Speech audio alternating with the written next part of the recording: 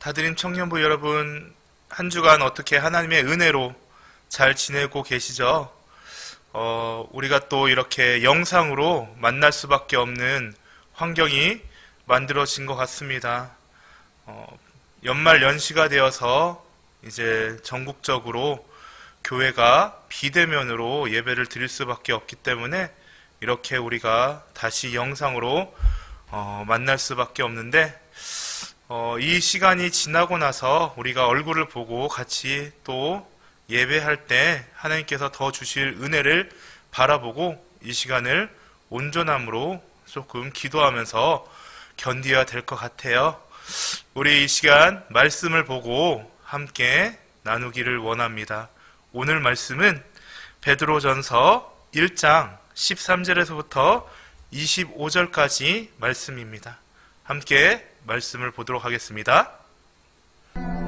그러므로 너희 마음에 허리를 동이고 근신하여 예수 그리스도께서 나타나실 때에 너희에게 가져다 주실 은혜를 온전히 바랄지어다. 너희가 순종하는 자식처럼 전에 알지 못할 때에 따르던 너희 사욕을 본받지 말고 오직 너희를 부르신 거룩한 이처럼 너희도 모든 행실에 거룩한 자가 되라. 기록되었으되 내가 거룩하니 너희도 거룩할지어다 하셨느니라. 외모로 보시지 않고 각 사람의 행위대로 심판하시는 이를 너희가 아버지라 부른즉 너희가 나그네로 있을 때를 두려움으로 지내라. 너희가 알거니와 너희 조상이 물려준 헛된 행실에서 대속함을 받은 것은 은이나 금같이 없어질 것으로 된 것이 아니요 오직 흠없고 점없는 어린 양 같은 그리스도의 보배로운 피로 된 것이니라. 그는 창세전부터 미리 알린 바 되시니라. 이 말세에 너희를 위하여 나타나신 바 되었으니 너희는 그를 죽은 자 가운데서 살리시고 영광을 주신 하나님을 그리스도로 말미암아 믿는 자니 너희 믿음과 소망이 하나님께 있게 하셨느니라. 너희가 진리를 순종함으로 너희 영혼을 깨끗하게 하여 거짓이 없이 형제를 사랑하기에 이르렀으니 마음으로 뜨겁게 서로 사랑하라. 너희가 거듭난 것은 썩어질 씨로 된 것이 아니요 썩지 아니할 씨로 된 것이니 살아있고 항상 있는 하나님의 말씀으로 되었느니라. 그러므로 모든 육체는 풀과 같고 그 모든 영광은 풀의 꽃과 같으니 풀은 마르고 꽃은 떨어지되 오직 주의 말씀은 세세토록 있도다 하였으니 너희에게 전한 복음이 곧 이 말씀이니라. 오늘 말씀을 보게 되면은 베드로가 고난 가운데 있는 초대교인들에게 편지를 쓰는 내용이 바로 오늘 말씀입니다. 베드로전서는 외부로부터 오는 여러 가지 고난과 시련에 직면한 우리 성도들을 격려하기 위한 목적으로 쓰여졌어요.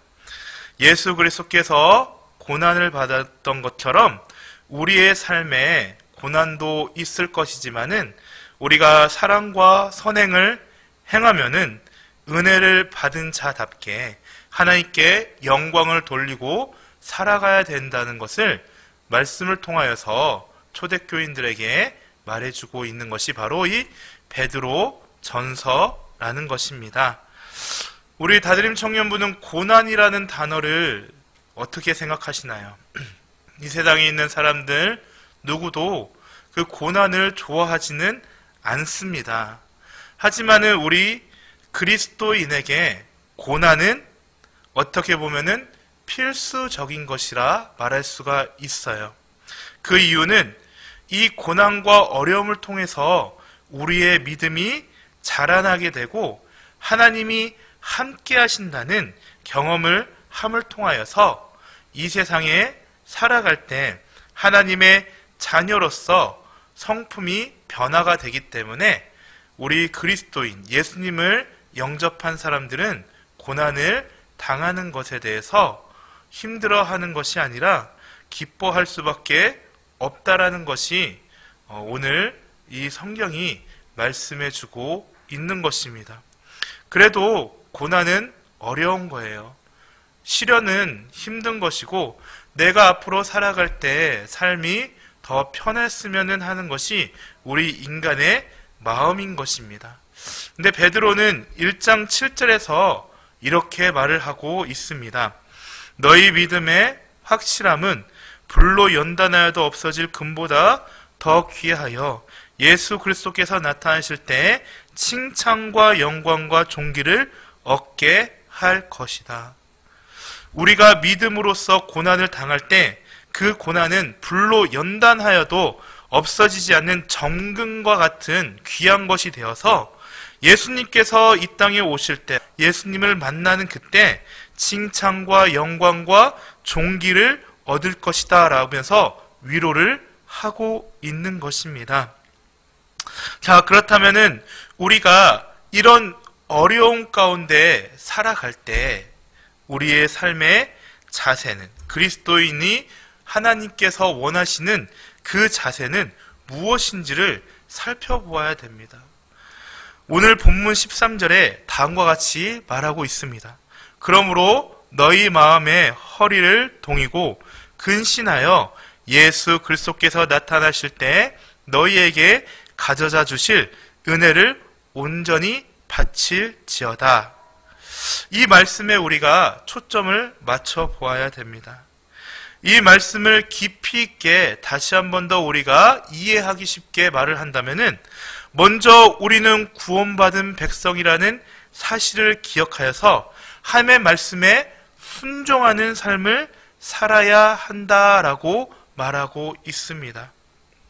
사도 베드로는 우리 마음의 허리를 동이고 근신하라고 명령합니다. 이 허리를 동이다라는 단어는 신약 다른 곳에서는 찾을 수 없는 독특한 단어예요. 이 단어의 어원이 어디서 있을까? 바로 구약 성경에서 이 단어를 찾아볼 수가 있습니다. 출애굽기 12장 11절에 이런 말씀이 나옵니다. 너희는 그것을 이렇게 먹을지니 허리에 띠를 띠고 라고 말하고 있어요. 이 허리를 띠다, 이 단어가 이제 베드로가 쓴 허리를 동이다 라는 단어와 동일하게 연결이 되고 있는 것입니다. 자, 이 단어에 나타나는 구약의 성경의 사건이 무엇이냐면은 유월절 사건이에요. 여러분이 아실지 모르겠지만은 이스라엘 백성들이 이집트에 노예로 오랫동안 있었습니다. 430년 동안 노예로 있었죠. 그 후에 하나님께서 모세라는 사람을 통하여서 이스라엘 백성들을 끌어내십니다.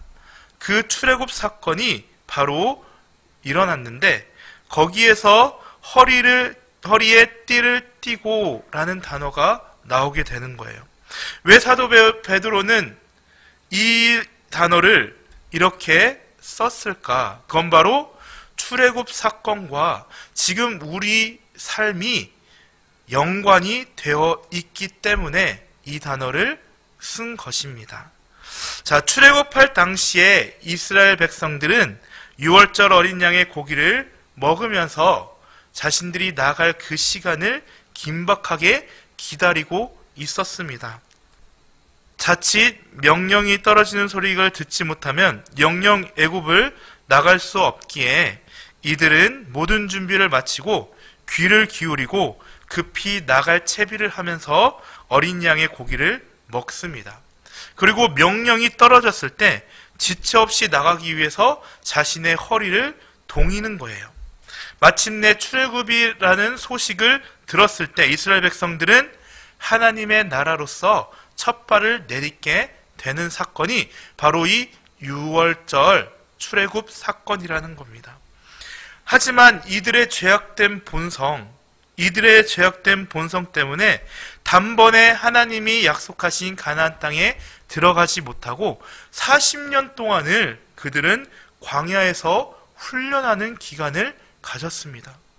이는 이스라엘 백성들이 하나님의 말씀에 순종하지 못하고 늘 배반하여서 아직 약속의 땅에 들어갈 충분한 자격을 갖추지 못하였기 때문인 것이에요. 그러나 이 광야의 시간은 이들이 고난당하고 어려움을 당하는 시간이었지만은 하나님의 백성으로서 어떻게 살아야 되고 무엇을 붙잡고 살아야 되는지를 체험할 수 있는 아주 귀중한 시간이 되었다라는 거예요. 오직 하나님만 믿으며 그분의 인도하심을 따라 살아갈 때 요단강 건너 하나님께서 약속하신 그 땅에 들어갈 수 있게 되었다라는 것입니다. 이게 이스라엘 백성들에게 주신 교훈이었어요. 근데 이 단어를 사도 베드로가 이곳에 씀을 통하여서 우리 성도들, 예수님을 구주로 영접한 신약에 있는 우리들도 마찬가지로 이 땅이 광야와 같은 어려움과 고난의 연속이 있을 때 누구를 바라봐야 되느냐? 바로 하나님만을 바라보는 경험의 시간, 몸소 체험을 하는 그 시간이 필요하다는 것을 가르쳐주고 있는 것입니다. 이 믿음을 단련시키기 위해서 하나님께서는 고난도 허용하시는 거예요. 어쩌면 우리가 앞으로 살아갈 때 더욱더 경제적으로 어렵게 될 수도 있고 내가 원하는 어떤 멋진 삶을 살아가고 싶어하는 그 계획이 무너질 수도 있습니다. 심지어는 우리가 신앙생활을 하지 못하도록 위협도 당할 수 있어요. 지금같이 여러 가지 자연재해로 환경으로 예배를 함께 모이지 못하는 그 상황도 얼마든지 발생할 수 있다는 것입니다. 이때 우리가 흔들리지 않기 위해서는 오늘 우리에게 주어진 이 믿음의 시험을 이겨내고 어려움을 믿음으로 극복하고 오직 말씀으로 순종하고 또 우리의 믿음이 성장하는 것이 하나님이 원하시는 거라는 것입니다. 광야에서 이스라엘 백성들이 무수히 당하였던 고난과 그 시련 속에서도 하나님은 어떻게 하셨나요? 바로 구름기둥과 불기둥으로 이들을 보호하셨고 한 번도 떠나지 않으셨어요. 그 하나님이 우리의 삶에도 동일하게 역사하고 계심을 기억해야 된다는 것입니다. 사랑하는 다드림 청년부 여러분, 지금 여러분의 삶 가운데 어려움이 있고 또 여러 가지 신앙적으로 다운되기도 하고 하나님 앞에 예배드리지 못하는 이 상황 가운데 어떻게 해야 될지 모를 수도 있고 또 내가 앞으로 뭘 해야 되는지 모를 때도 있을 겁니다. 그때마다 우리가 붙잡아야 될 것은 뭐냐면은 말씀으로 순종하고 하나님 앞에 하나님의 뜻을 기도함으로 나아가야 된다는 것입니다.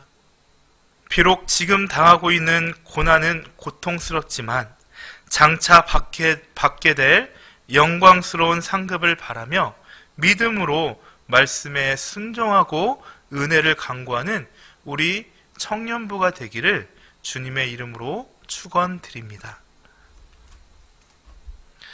또 우리는 구원받은 백성으로서 구별된 자라는 사실을 늘 기억해야 됩니다. 사도 베드로는 근신하라라고 말을 하고 있습니다. 이 근신하라라는 것은 바로 정신을 차리고 있어라라는 뜻으로 해석할 수가 있습니다. 신약 성경에서 이 단어는 항상 충고하거나 권고하거나 훈계할 때 사용하는 단어입니다. 이는 세상의 쾌락에 빠져 하나님의 거룩한 백성을 망각하며 살지 말고 세속적인 욕구로부터 자기를 지키며 살아갈 것을 당부하는 것입니다. 마지막 때가 다가오면 다가올수록 악한 영들은 우리 믿는 자들을 온갖 유혹거리로 우리를 유혹하여서 하나님의 말씀을 제대로 듣지 못하게 하고 살아가지 못하도록 만듭니다. 이것은 성경에 써있기 때문에 이것이 나타나는 것은 당연한 것입니다.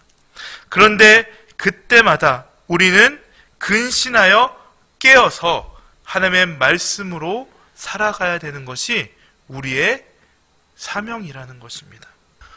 사랑하는 다드림 청년부 여러분들, 오늘 우리가 본 말씀대로 우리가 오늘 우리의 삶 가운데 있는 모든 어려움과 고난을 하나님께서 주신 은혜로 이겨내는 자들이 되기를 축원합니다. 말씀을 의지하고 기도함을 통하여서 허리를 동이고 깨어 있어서 하나님께서 주신 그날에 우리가 기쁨으로 영광을 누리는 자들이 되기를 원합니다. 오늘 말씀은 우리가 구원받은 백성으로서 어떠한 고난과 시련에서도 하나님의 음성에 귀를 기울이고 구별되게 살아서 세속적인 욕심으로부터 자기를 지켜내며 영적 나태함에 빠지지 않도록 깨어 있어야 함을 가르쳐주고 있습니다. 우리가 비록 같이 얼굴을 보면서 예배하지는 못하지만은 지금 이 상황 가운데서도 하나님께서 일하시고 우리의 삶 가운데 함께 하신다는 것을 기억하고 오늘도 그 은혜를 강구하는 우리 다드림 청년부가 되기를 주님의 이름으로 축원드립니다.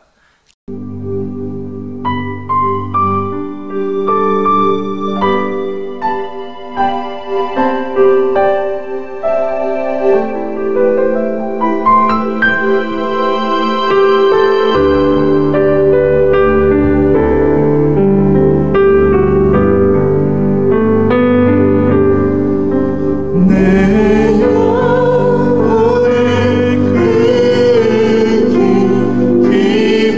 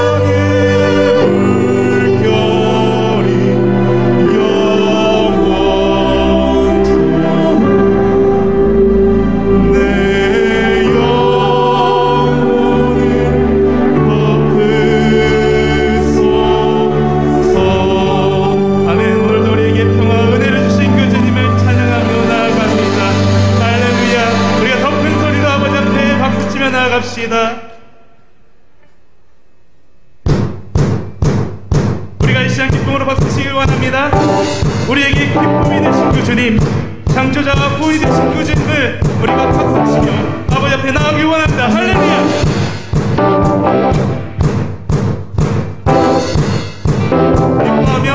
기뻐하며 함께 노래 부르리 소리 높여 할렐루야.